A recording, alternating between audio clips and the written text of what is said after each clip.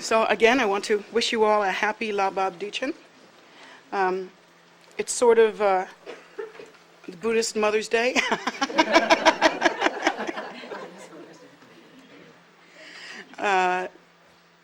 Lord Buddha went to Tushita Heaven, is it?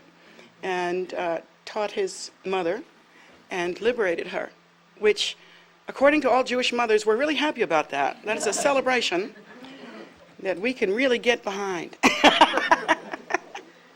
Never forget your mother. So today is especially wonderful because I think our country and perhaps our world has a little bit of celebrating to do as well. I would say the worm has turned. So we the people have the right to celebrate and to be grateful. And what I really like about that is that gratitude is a tremendous, tremendous feeling and emotion or inner movement. I would say one of the most powerful that one can have. And why is that? Because even though it's not the one that makes you jump up and down and have emotion, actually that kind of rabid emotion tends to get us more inflamed and more habituated and more in trouble. But gratitude is a wonderful, wonderful emotion or feeling, whatever you'd like to call it, because it opens doors. It opens doors. Gratitude tends to be free of judgment. Not stupid free of judgment, where one can't contemplate or think or make up one's mind, but there is an openness there with a sense of gratitude. Lately, I've been teaching a little bit wrathfully to my beautiful Sangha. And they're all black and blue if you look under their robes. Sort of beaten to a pulp. And I haven't exactly laid off the lay Sangha either, so. But today we're not doing that. Today we're going to talk about gratitude. I feel really good about that. I'm in the mood.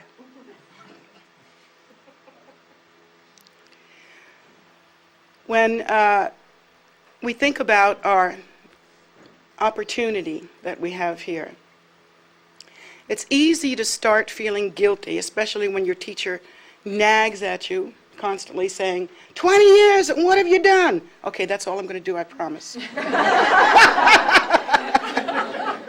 It's been 20 years now. So, it's easy to feel guilty, and then, hopefully if we've had any teaching at all, we don't hang out in guilt very long, because as I've tried to teach many times, that's somebody else's emotion. We don't specialize in guilt around here. We go for remorse. So immediately when you feel guilty, go straight to remorse and hang out there for just a brief time, long enough to work it. Remorse is a good thing. It's an eye-opener. It's a self-awareness thing. It's like a directional compass in some ways. If one makes a mistake and feels like no longer grounded, no longer going in the right direction, no longer sure of what's happening inside your brain, sometimes it's really good to take account, and whether that account comes from your teacher on the outside, or whether it comes from, hopefully, your own inner practice, where you can look at your mind and say, some work to do here. 20 years, still same poisons. So we hope that eventually in our practice we come to terms with that and go right past guilt into confession. Confession is very healthy. The difference between guilt and confession is that guilt stays inside like a cancer and has a warping effect. It closes doors. It doesn't open any doors. And remorse, on the other hand, is like, I hate to sound so graphic, but it's a little bit like a bloodletting. To get the old blood out and let the new blood circulate, if you were thinking of perhaps a wound, let's say, if that was the analogy. To get the old blood out, and this way the wound can properly heal deeply from the bottom layer to the top layer. And that's how we use remorse. We don't like to hang out in anything, because hopefully we've taken to heart some of the Buddhist teachings, which include renunciation. Not only renunciation of materiality and five poisons and ego clinging and all that kind of stuff, but even such inner events as guilt. If they're not handy, if they're not useful, if they don't move you forward, we renounce them. We've learned on this path what to accept and what to reject. So it's all about growing. It's all about walking the path and making it happen for you. Walking your walk. Walking your talk. When we use some sort of confessional practice, and of course we all know that the best, the one that is given to us is just a Christmas gift, if you'll wait. Okay, a gift.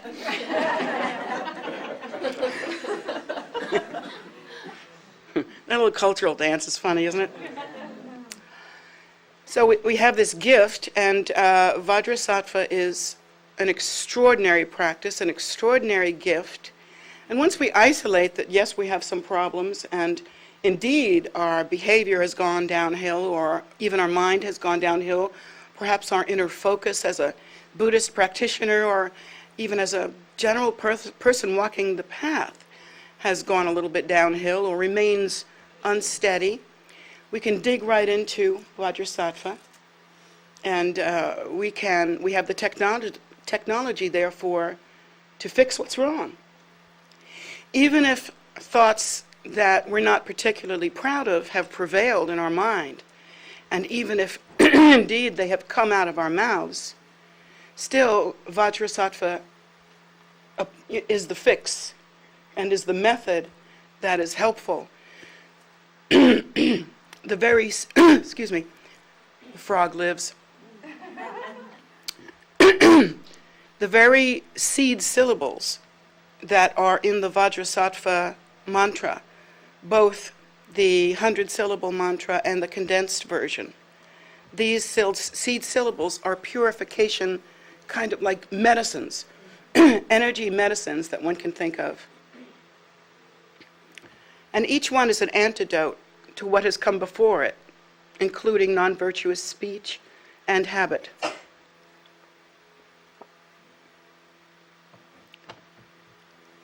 Vajrasattva is something to be particularly grateful for, because we are human, and we are revolving here in samsara. Until we achieve supreme liberation, we're going to make mistakes. We're going to make regrettable utterances and have regrettable thoughts, and maybe even take some regrettable turns. Here on Lapab Duchen, we can celebrate the fact that all has remedy to it. All can be remedied. And that's the great blessing of Vajrasattva. So, on this path, not only are we able to fall off the horse, climb back on again, and repair whatever broken samaya there might be, but we have the opportunity to learn from our mistakes and to do all of that in one lifetime. That's kind of how Vajrayana works. We don't get to just space out. We have to take a certain remedy, or we begin to see that changes have occurred on our path. And so it's very useful to pick up the remedy and actually work it.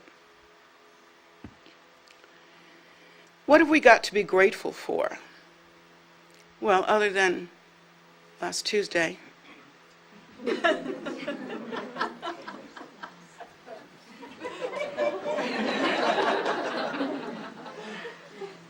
Still partying.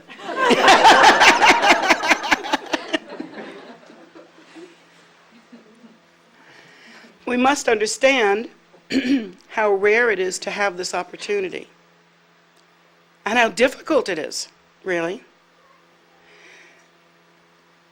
One thing we know from a material point of view if we have rare and beautiful, precious objects, eventually they come to own us rather than ourselves owning them. A marvelous car, a marvelous house, marvelous things, whatever they are, eventually we become so absorbed in them that they kind of own us. And really, it's not till we practice some renunciation or we come to the end of our very lives that we realize we've wasted so much time on so much ordinary dumbness, just craziness, and run after so many goals that just brought us down to blind alleys and left us in the lurch. But in Vajrayana, we have something to practice, something to celebrate that is very meaningful. First of all, we are taught from the Buddha's teachings that this precious human rebirth is extremely difficult to obtain. Well, when we first hear that, we say, well, not so. I mean, there's about 6 billion of us.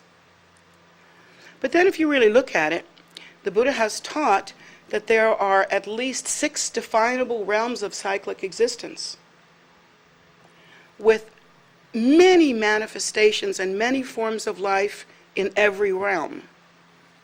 Take, for instance, one that we can see with our eyes, the animal realm. We've been told that there are animals, and when we look around, we can see that there are animals.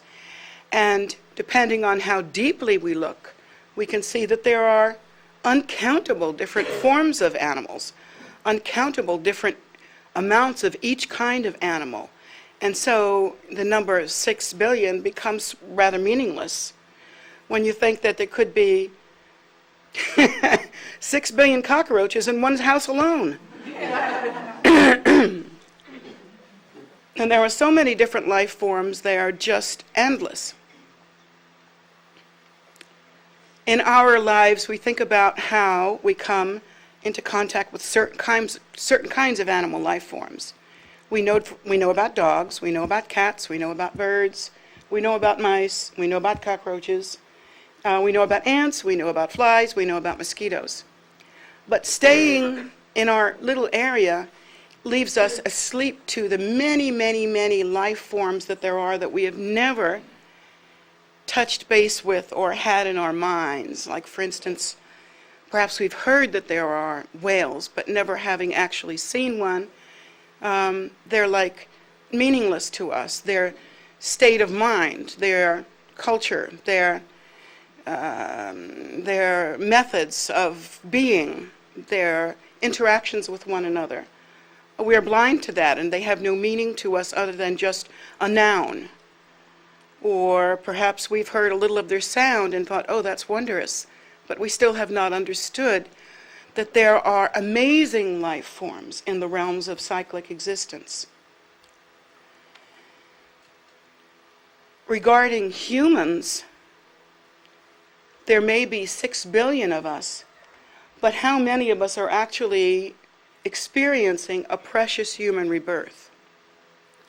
Well, in order to know that, we have to define precious human rebirth.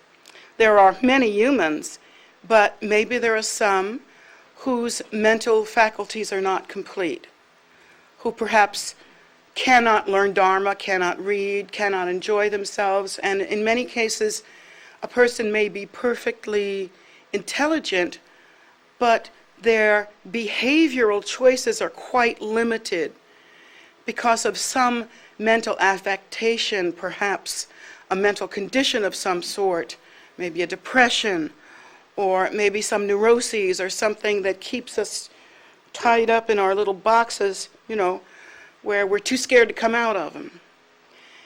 And so a person like that may not have the same kinds of human life experiences that you do. And then if we have ever traveled to other countries, and increasingly we can see this in our country as well, there are the poor. The poor don't have the same opportunity that we have. I mean, theoretically they could, but it's only theoretical. It's very hard to think about one's spiritual future when the hunger pains in the stomach are so bad, there's not a moment's peace. Or it's very bad to think about practicing virtuous methods and ridding ourselves of unfortunate habitual tendencies when we live in Darfur and we're likely to be killed or raped again, not, of course you only get killed once, but raped again, or beaten or have limbs cut off. It's really hard to have the space in one's mind to think the way we do as we sit in our celestial palace mandala. And so, yes, indeed, we have fortunate human rebirths. I think about, I can't stop thinking about what's broke over in the Mideast and what it really looks like now. I think about the country of Iraq, and every time you see it, there's no light, there's no food, there's no nothing. It's not as good as we would be led to believe. And yet we're supposed to be bringing them the higher way. We're supposed to be bringing them democracy. What we've brought is suffering. And what we need to understand that even if we're trying to make good choices, even if we are well intended in some fashion, if we don't have teachings that lead us to true virtue and a true method that allows for change in our minds and our hearts, then little change will happen. Because change is always individual. We absolutely go nowhere if we blame anybody out there for what's happening either to us or anywhere. Because then if we continue to happily blame others, we find that there's no opportunity in that. There's nothing but closed doors there. No way to change anything. We become helpless and hapless. Just, that's it. End of story. So blame is not the way, but methodology is. If I were going to look for a methodology, I would look for a methodology that has nothing to do with war and hate. Now that would be a no-brainer to me, If I were looking for a path to practice or a faith to fill my heart, I would look for something without the hatred.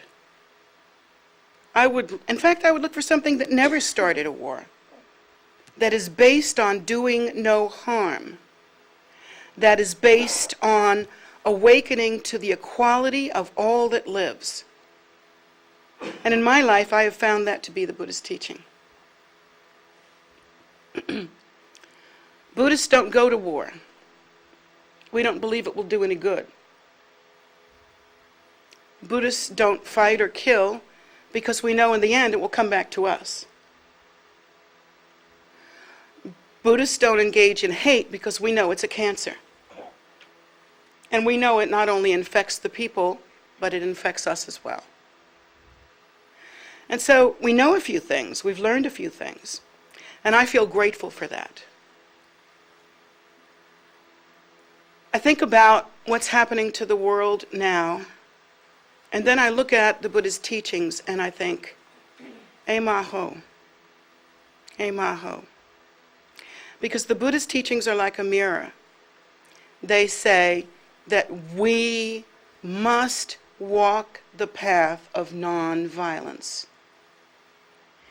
Indeed, we must go beyond non-violence and walk the path of not causing any harm in any way to any other being, whether it be a human being or any other sentient being. That means being that feels.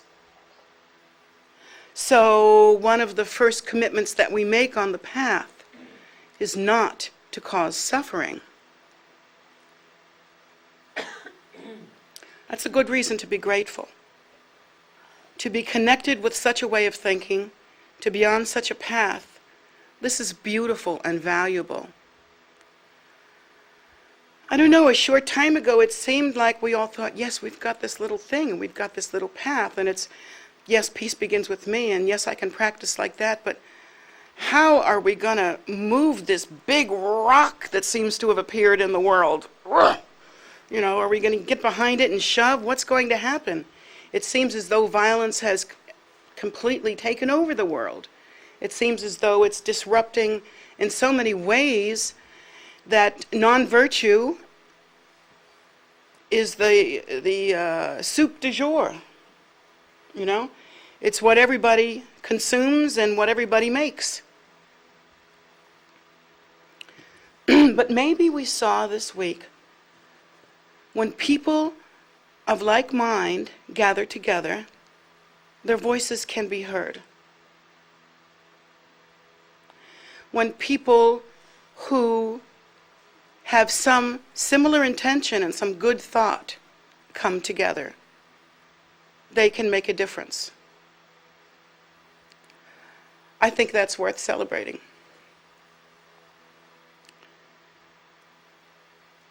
This precious human rebirth is extremely difficult to obtain. Even though we may have seemingly the qualities to engage in the path of Dharma, and there's really not enough time to go through the many methods and teachings that we've heard already that teach us ways to recognize that there are some things to accept and some things to reject. That here on this path of Dharma, there are thoughts that we can hold to, and there are things that we must simply put aside. For instance, our own ego clinging and our own pride. It does us no good, and it causes us distress. It causes us distress. And in the end, there's no nutrition in it. It's empty calories, and it's harmful. Sort of like garbage food, you know? It's kind of like that. Does it feed the spirit? Does it feed the mind? No. Takes it down, closes doors, removes opportunities, makes it difficult to practice. And so we think that even though we have these necessary capabilities in order to practice Dharma, we have eyes, we have ears, we have faculties that are fairly complete, now we have to go to the next level. We have to look a little more deeply and a little more subtly into our own minds and say, then, having been on this path for this long, how is it that I have not made even more progress? And at that point we get to examine, well, perhaps pride is the difficulty here. Or perhaps ego clinging is the difficulty here. Or perhaps competition, that sense of needing to be right. That's a downfall for so many of us. So many of us, well, you know, we don't really care how an argument or a statement or an event ends up so long as we're right and prove to be right, so we get to be on top. That's a real difficulty on the path. Better to be humble. Better to be quiet and to go aside and to think. And to meditate on one's own qualities and to see. It's not like somebody's going to beat you up if you're wrong. It's not like there's an old man on a throne out there floating around getting ready to hit you over the head with a baseball bat if you're wrong. It's simply that cause brings result. We call that karma, but you don't have to make it that fancy. It's that cause brings result. And one can see that in many different forms, from the scientific to the subtle. So, once we've decided that this is a precious human rebirth, we have to honor that. And the way to honor that is to not stop just thinking, oh, I'm good enough, I've heard some teaching, I've met the teacher, I have some auspicious conditions, and I can recite some things, and I have a few skills here. You can't stop there. You have to go deeper into it, deeper into one's practice, richer with your practice. Have it be, in other words, Rather than you have your practice be one single note, let it be a chorus. Let it be rich and deep and profound. A symphony, even better than that. Rich and deep and moving. Moving of obstacles, moving of non-virtue, moving it right out the door. So the depth to which we practice. And I know this is an issue because sometimes I look in, and it can be the same person at different times. I'll look in the eyes of one of my students and I'll go, oh, the light's on. Something's going on in there. Hello. I like that. And then I'll look at the same student the next year or whatever. Could be the next minute. And I'll go, whoa, checked out. Checked out. Somebody's not home. So this is an option that, and a power that we have every moment. Yeah, we have this precious human rebirth, but how deep are we taking it? Are we using it? And then I think about being able to use the path as a tool. One, again, cannot practice superficially, has to practice more deeply. We have to honor that commitment and that opportunity by transforming our bodies to Vajra bodies, transforming our speech to Vajra speech, transforming our minds to Vajra mind. And that means, in a way, you're never satisfied. I mean, that's the beautiful thing. That's one place to put your dissatisfaction that makes it a beautiful thing. Is on the path. You can say, and you can know, I always want to do more. I always want to go deeper. I always want to learn more. I'd like to find out how I've been wrong all this time so that I can correct my course. There's no shame in that. That's beautiful. It's beautiful to have that kind of courage. And what's beautiful about the path is that it gives you a way to do that where you don't have to parade it around in public. You can just quietly go into your prayer room and correct your course. And that's the depth of it. That's what's marvelous about it. And of course we can practice not only in a deep way, but in a heartfelt way. In a heartfelt way. Regarding transforming this body, this speech, this mind, this appearance to the triple Vajra, we could start perhaps with the capability of speech. Speech and mind, of course, are quite connected. In fact, we forget that, and therein lies the rub. Sometimes the mouth engages before the mind motor's turned on. We're just running off at the seams there. And therein we get into trouble. But our speech, in its truth and its nature, is like a holy Vajra, pure, upright, pristine, and as strong as a powerful Vajra. The nature of our voice is the seed syllable ah.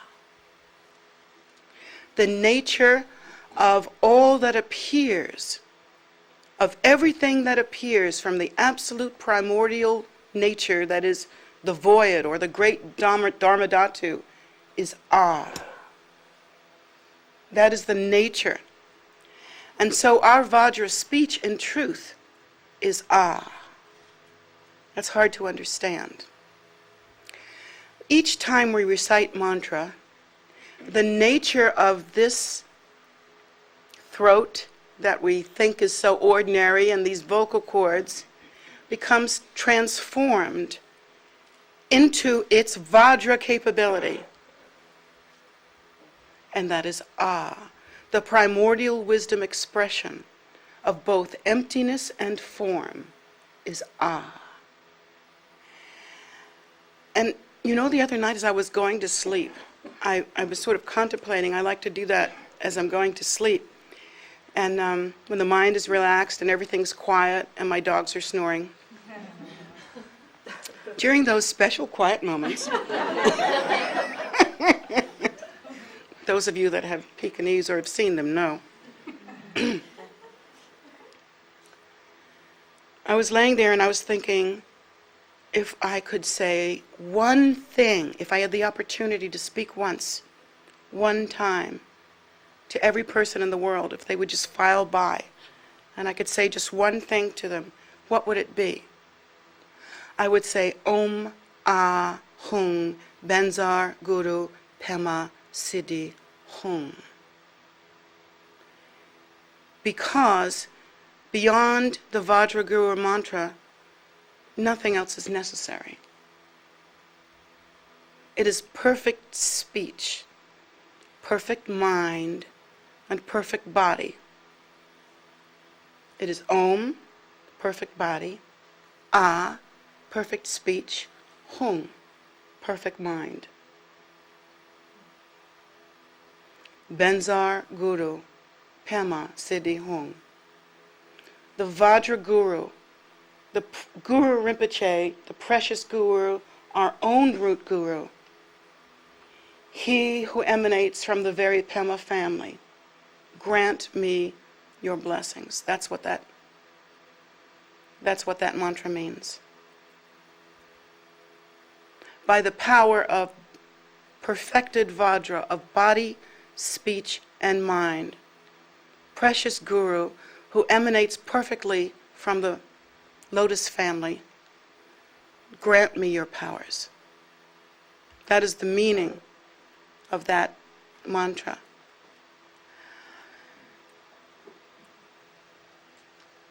There's so many things we could say to each other. I mean, there's so many things we could inquire about, so many things we could explain to each other. And I think about all the conversations that we have every day, even just the hello, goodbye conversations, or the issues, especially the issues, the conversations we have in our heads. Oh, issues. Wasted syllables, stupid goulash of nonsense. When what we could say, what we are empowered to say, is Om Ahkon Benzar Guru Pema Siddhi Hum.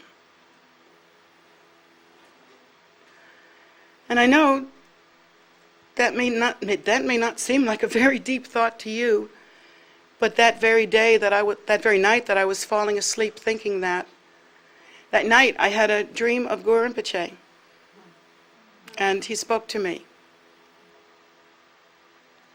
and I was glad. And so on this holiday of La Bab Duchen, I want to celebrate a feeling of gratitude. It's true, we have not been the best practitioners we could have been. It's true that we fall down, we get up, we fall down, we get up. We're human. It's true that sometimes we practice well, and sometimes we don't. And sometimes we practice deeply, and sometimes we go through the motions.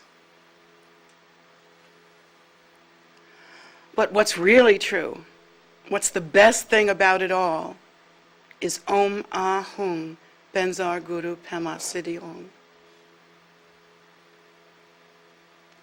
We are taught by the Buddhas that we are all equal in our nature. From the greatest king, queen, emperor, president, Secretary of Defense, all of us. I'm having too much fun today. We're going to have to do a lot of editing for this class.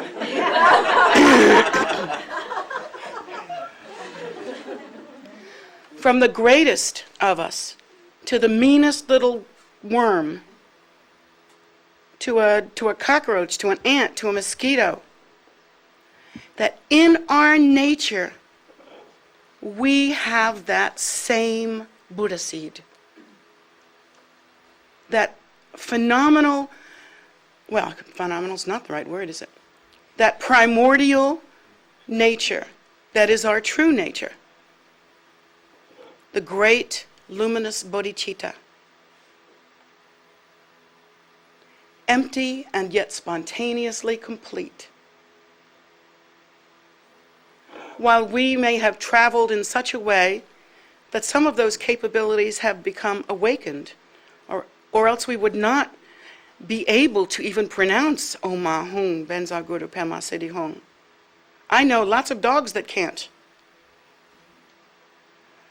And even if we could pronounce Om Ahkon Benza Guru Pema Siddhi Hong, if we could teach a parrot to pronounce it, there is no meaning, there is no connection, and so it has some benefit, but ultimately not the same benefit that comes to us when we practice as we can practice. Yet in our nature, there is no hierarchy, you see? There's no one higher, no one lower, no one better and no one worse. And so guilt is obsolete, isn't it? Obsolete and downright stupid. Remorse becomes a tool, and gratitude and awareness become the open doors.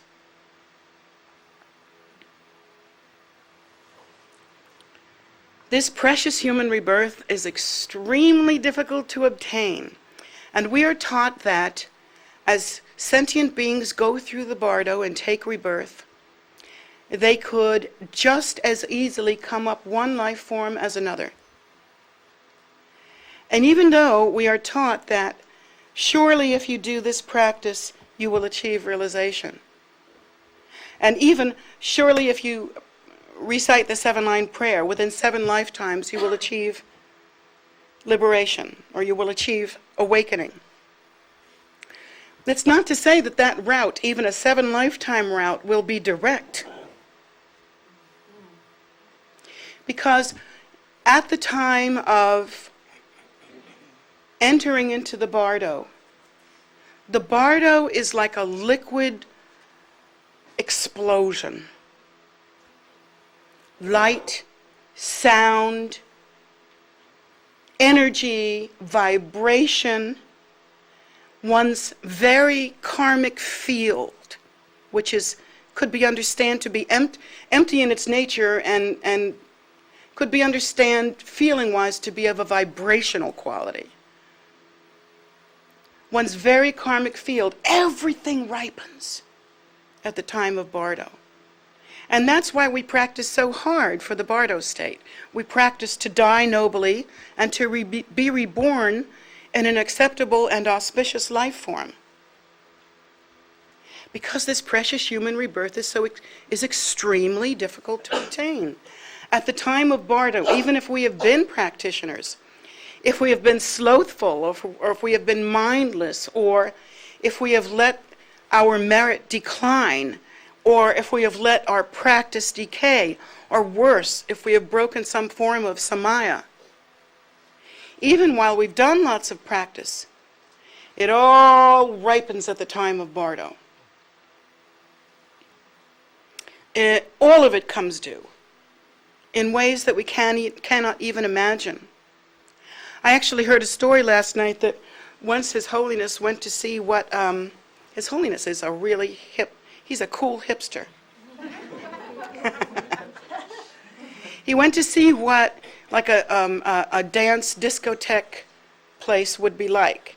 Of course, he went there when it was, nobody there, because it would have been monstrous if he hadn't. But he got to see, the crazy lights and the, strobe effect and loud music and crashing things and, all the light shows on all the different walls and all that crazy stuff that they have in those kinds of places. And he said, "Oh, very cool." No, he didn't say very cool. He said something like, "Oh, yeah." And he said, "This is like a bardo. This is a great place to practice." So I'm thinking, all my dancing years, they're not worth nothing. I can't say I was practicing then. But he said, yeah, it's like that with a bardo. Everything to distract your attention everything to, you know how if you're in one of those places, if you can remember that far back, your mind becomes numb or just, you're stumbling around. You try to practice under that kind of condition. That would be the modern Western version of the old Tibetan habit of going to practice on a charnel ground or a graveyard where spooks and demons and things were, because you learned how to practice your way through all of that and not even see all of that. Nowadays we have discotheque. So, and New York. So His Holiness said, this is great. It's nothing to be despised, but use it for practice. How amazing. And that's what the Bardo was like. And we should understand that if we have not stabilized our minds in this life, hello, not likely it's going to happen at the time of our death. That's not when your mind stabilizes. That is when the natural constituencies of your, I want to say, what is the word? The stuff that you're made of, elements, yeah. The elements that you're made of come unglued, and they come apart. And actually, amazingly, at the time of one's death, I think this teaching has been so given out so often that one couldn't consider it a secret teaching any longer. As you know, during one's conception in a human life, the first thing that happens is the union of sperm and egg. Did your mommy tell you that? Oh, big surprise. And the sperm is white and the egg is red. And at the time of one's death, the red bindu, or essence, which is the mother's essence at the top of the head, is that right? Top of the head, yeah. Melts and falls down, or is it the opposite? Can't remember, it's one or the other. I think it's the red at the top of the head melts and comes down, and then the white comes up, and the moment they meet, that's when it goes black. That's when actual death occurs.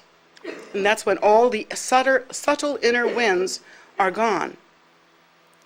And so the process of the male and female coming together and providing this life form, this genetic picture, is sort of reversed in the Bardo. And the elements that combine our body, DNA-wise, genetically, all of that mush that makes us who we are, breaks apart. It just literally comes apart.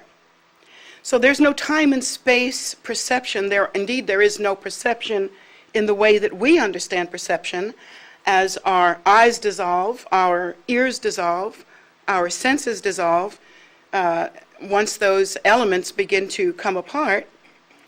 And at that point, there is a perception, but it's not a linear perception in the way we have linear perception here.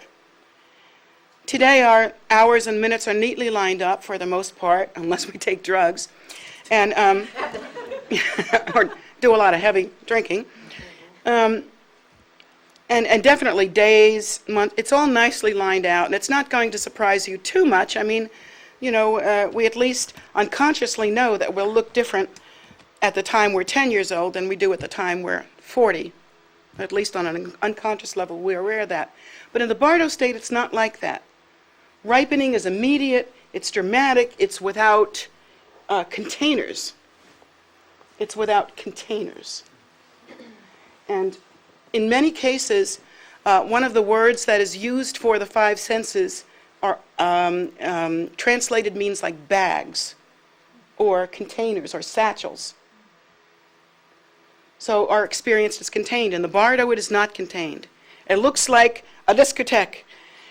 Really loud noises, really crazy lights, really weird feelings, back and forth. I mean, there's a reason why the great masters of our time have practiced under really extraordinary conditions. We would think to ourselves, my goodness, are they masochistic or something? Why would anyone want to practice under such difficult conditions, like in a graveyard or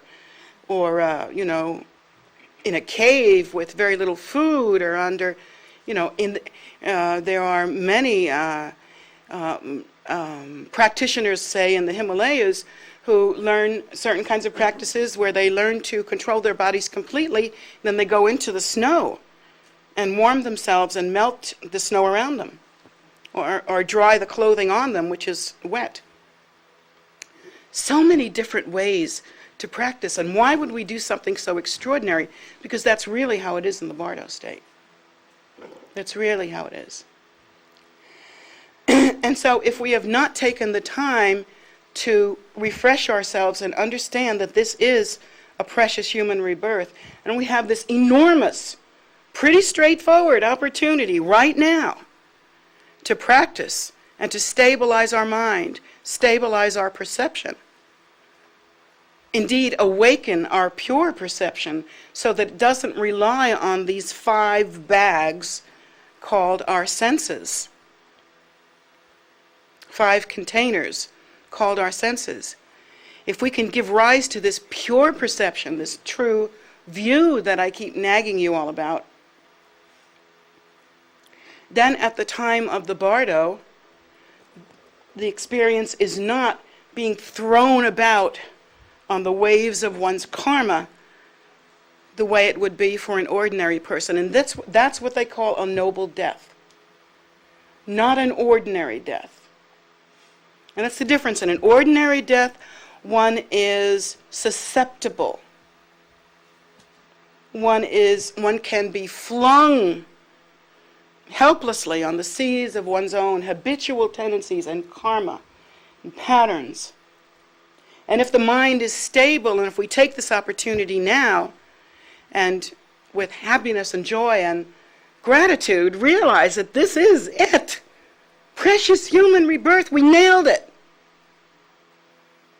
And take this opportunity to stabilize, it will never happen later. It simply will not happen. I'd like for us to get away from the kind of magical thinking that we tend to adapt simply because of the way we talk. For instance, we are taught, if you say the 7-line prayer, faithfully during this lifetime, then within 7 lifetimes you will be enlightened. It's true. The great bodhisattvas taught it. But if you use it as magical thinking, then how true can that be? If you think it's like a talisman to ward away the vampires of karma, how's that going to work? Doesn't even work in the movies. The vampire comes up and says, "Oy vey, you're bothering me."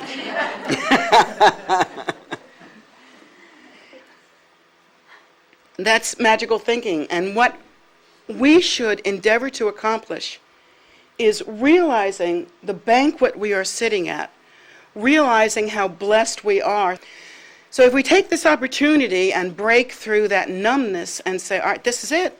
This is it. There was no other opportunity like this one. If I don't give rise to the bodhicitta now and practice honestly and deeply and do something about this mind that I am, that I live in, that I'm experiencing, well, there'll never be another time like this. That is the great blessing of awakening to and realizing the preciousness of this human rebirth. And there's no time like the present because life is so short. Those of us that have gone round the bend, and I have definitely gone round the bend, I think some of you all are getting there too. I was trying to take it all myself, but I'm looking around. Got a few gray hairs here.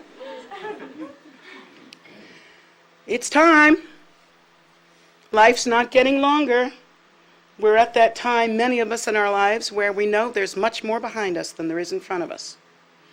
And so now it's time to stabilize. So you have earned this precious human rebirth. Are you accumulating the causes for your next precious human rebirth? so that you can continue on the path of Dharma? Are you accumulating the causes by which you might actually attain realization in this lifetime? That could happen too. This is the time of degeneration, although it's much, much harder.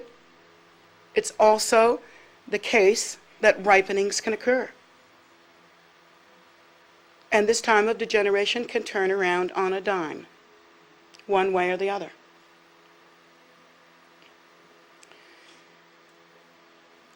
Are we instead, hopefully not, simply accumulating ordinary karma so that we may end up wearing robes at the time that we've died, but we haven't really achieved a noble death?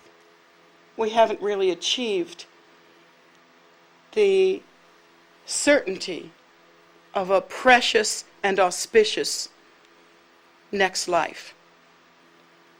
I'd hate for that to be the case. Because as the teachings have taught us, this precious human rebirth is extremely difficult to obtain. The image we're given is that if we could pop up from the bottom of the ocean, that we would somehow come up with our heads through a life, what do they call those things? Life preserver. Out on the vast ocean of Earth. Think about what the ocean is. We're not thinking about right off the beach. We're thinking about how vast the ocean is. If we were to come up in the middle of the ocean, what is the likelihood there'd be something there to save our lives? Very little. That's how rare this is. And so on this wonderful holiday of La Bob Duchin,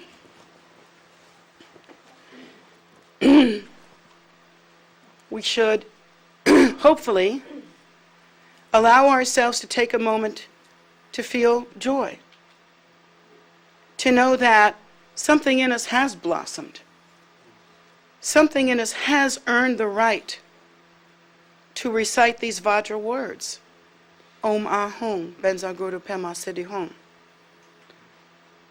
to attain the triple Vajra of body, speech, and mind, to make the way by which we ourselves might have not an ordinary death, but a noble death, in which we are immediately reborn in the Pure Lands, or in some form that one can return in order to benefit sentient beings.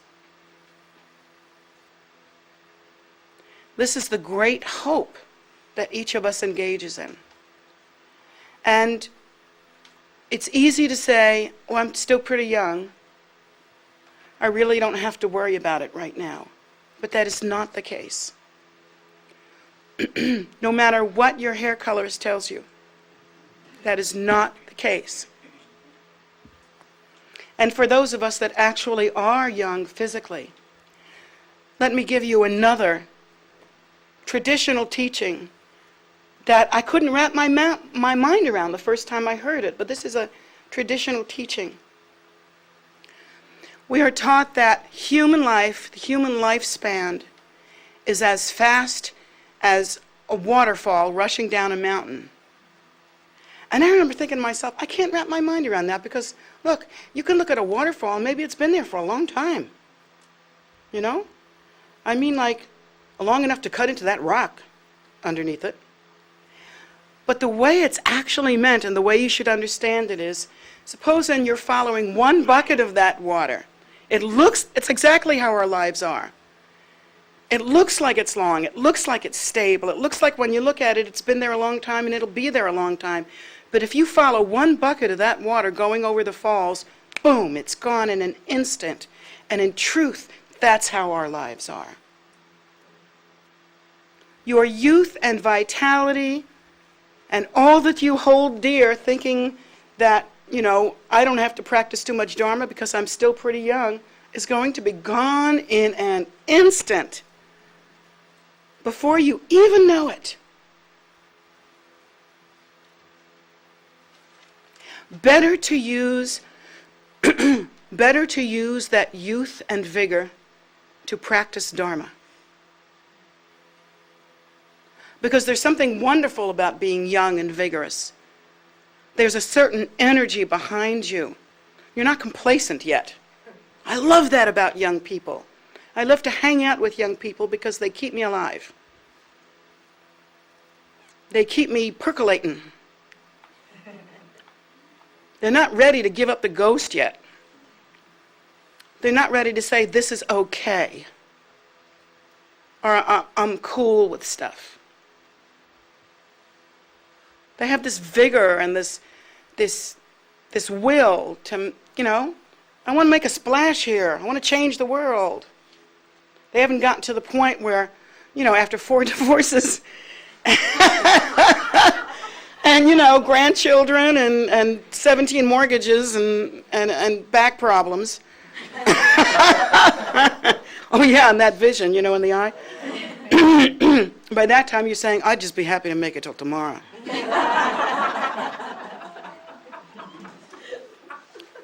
When we're young, we have that great will, that excitement. So I honor that state of mind, and I beg you, before it's gone, use it to accomplish Dharma. You have vitality in you now that you will never have again. You can do practices that break my back to do.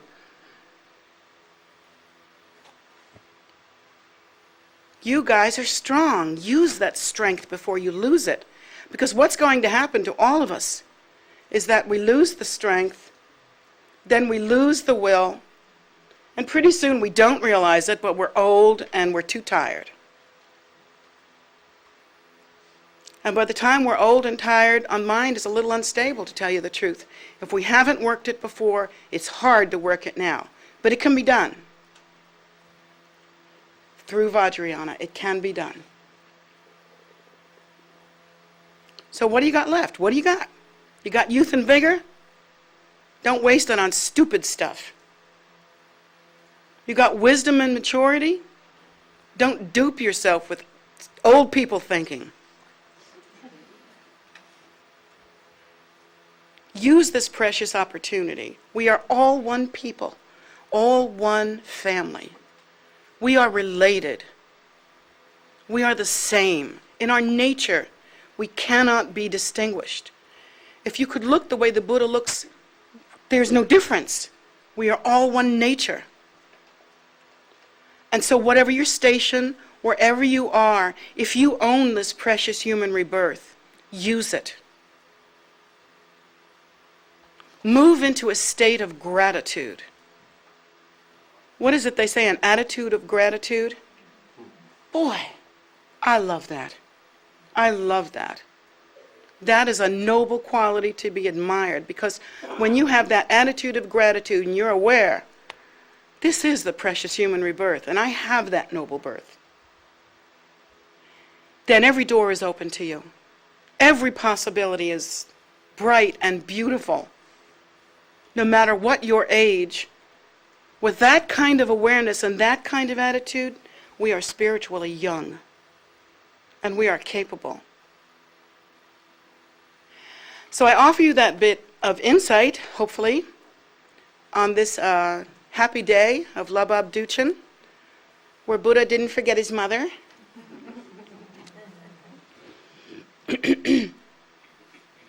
And ask you to be as joyful as I feel today, and ask you to give rise to that gratitude so that you can practice deeply and make this one count. We got to stop sliding, No more sliding. Make it count. It's almost over. So we have to make it count. So that's my heart's advice to you on Labab Duchen.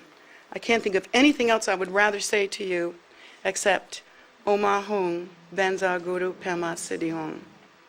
Thank you. Nanda.